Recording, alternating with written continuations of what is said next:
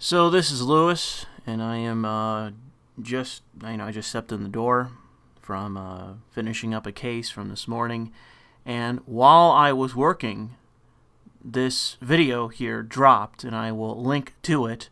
I will say that eventually this Paul guy is going to take this video down, because unknowingly to him, he uploaded what is likely to be the most conclusive evidence to say that this whole issue of diversity in games, not just Anita Sarkeesian, but the issue of inclusion, the issue of diversity, the issue of, well, stereotypes and representation and objectification and yada, yada, yada. This video took all of those issues, wrapped them up into a ball, and has since thrown them into the garbage. Because what this video does here is clarify to everyone and prove conclusively that none of this is about good intentions. None of this is about making better games. None of this is about selling more copies. None of this is actually about legitimate, honest people doing things for the sake of bettering gaming, comics, movies, any of it. This is entirely about pushing ideology. That is what this is about. And so what I will do right now is cue up the video where Anita Sarkeesian lays that out. For me, the big picture has always been cultural change, and how culture was just a vehicle and a medium to which cultural change can happen or can be influenced by. So it's not actually about video games, but it's about video games, right? There has been a huge amplification in the conversations around gender representations in gaming in general, both in the games press, both with industry. I get invited to speak at game studios, so seeing studios and publishers slowly kind of try to figure this thing out and actually make the change that makes the cultural change, right, is what I find really important and powerful. So having the industry that I'm critiquing actually listening, sort of, this all comes with big aspects, right, I think is really cool. And it's not something I ever expected when I started, but now in the back of my mind, whenever I make videos, I'm like, oh, what do developers need to hear to understand how to move forward? When I say X, Y, and Z is problematic, what do they need to hear to be like, oh, so let's not do this in our game and let's do this instead? And that's something that I'm really excited about and interested in. Have you had conversations with developers where they tell you that they've watched something and learned from it? Absolutely. I've had a lot of developers come up to me and say, hey, we changed our game because of the stuff we learned from your videos. I think part of the problem is that because my audience is not coming from a feminist background, and because most of these studios are not coming from a feminist background, they just don't have the information to understand how to really integrate that in a meaningful way in their work. And so, like, they need to bring in consultants, and they need to really be open to how to improve. And some studios are really, really open to that, and other ones are really not. And that's just kind of the state of the industry at the moment. This is not actually going to be the only video that I likely do on this, because the Patreon video that I've talked about, it's a rant video, and it's unfortunately not great, but one of the things that I lay out in that video is the fact that all of this has consequences to it, and it's not innocent. That, I think, is the point that I make in that video, that none of this is innocent, and that good intentions or not, we should be pushing back as hard as we can against this, and when people say this is good intentioned, we should say, regardless of that, you are having an effect, and it is nothing but negative. This video shows that the debate on Anita Sarkeesian and the issue of diversity in gaming, inclusion, all the things that she talks about, and these things, it's over. This debate is over. And it's not I that's responsible for this. It is Anita Sarkeesian. Because what she just did here was prove, without a shadow of a doubt, that, again, like I said, none of this is about good intentions. None of this is about making better games. None of this is about any of the things that they continue to say is the reasoning behind this. Making an inclusive space so people can join. No, this is a means to an end from the biggest name as it relates to all of these issues. The biggest figure out there for these issues says that it is a means to an end. We have reached the point with this that what it does is create the ability for us, those of us on this side, to, when encountering someone putting forward this argument of diversity, inclusion, making a space for whoever the fuck, in representation, objectification, all of it, what this does for us in regards to those people, and it doesn't matter whether it's a journalist or a YouTuber or a person on Twitter or some random commenter, it doesn't matter. What you do in this instance is quote Anita here, put that forward, and just say, you have one of two choices. You can admit to being an ideologue yourself, in which case, fuck off. Or B, you're the useful idiot for an ideologue that doesn't care about any of the things that she's purporting. That it's only a means to an end. The beauty of this video is that I haven't even finished it. I have yet to even finish the full video for everything that she said. I've seen other people quoting this video, and it's insane.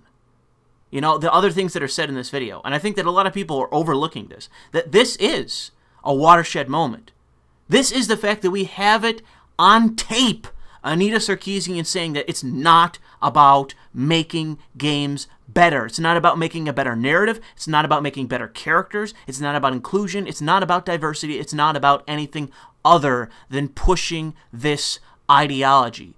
When you declare yourself your own partisanship, what this does for the rest of us is it creates the ability for us to take on everyone making the same argument and point our finger directly at them and say, it doesn't matter anymore about good intentions or not. The reason why I say that we should be done with this after now is because for the longest time, we have been held to an impossible standard where we're supposed to have the infinite amount of patience and gullibility and naivete. We should just believe that Anita is not a con artist. And you know what? I'll take that at its word. When people were making the argument that she's a con artist and people were saying that the video that existed was not sufficient, my answer was, okay, she's an ideologue. And you can make that choice. At best, she's a con artist. At worst, she's an ideologue. And what's beautiful about this tape is that it's confirmed to me, through her own words, that she is in fact an ideologue. And you know what? I'll take it. I'll take that. Because in my opinion, that's better. It's better for her to be a self-admitted ideologue who doesn't give a shit about the medium or the industry.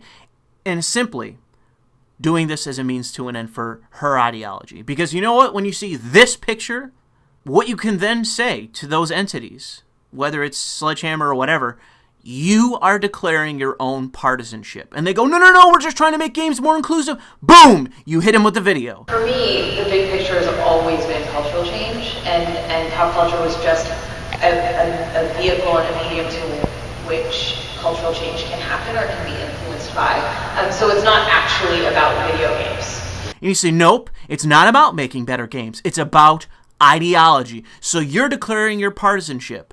That's what you're doing. This is all a means to an end for you to spread an ideology. This is not about making a good game for consumers to enjoy. It's not what this is about. It's about you pushing your agenda in ideology. That's what this is about. And they have two choices at that moment in time.